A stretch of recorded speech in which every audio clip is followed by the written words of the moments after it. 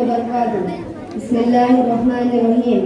الحمد لله رب العالمين والصلاة والسلام على رسوله الكريم. أما بعد فأعوذ بالله من الشيطان الرجيم. بسم الله الرحمن الرحيم. وأقيموا الصلاة والصلاة عماد الدين.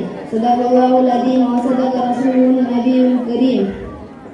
وہ ایک سجدہ ہے جسے تو گرا سمجھتا ہے، وہ ایک سجدہ ہے جسے تو گرا سمجھتا ہے، وہ ہزار سجدے دیتا ہے لوگوں کو نجات. محترم حضرات سامعین، آج میری تقریر کا موضوع ہے نماز کی اہمیت. اللہ تعالیٰ نے تمام انسانوں کو اپنی عبادت کے لیے پیدا فرمایا ہے اور تمام عبادتوں میں سب سے بڑا درجہ نماز کا ہے.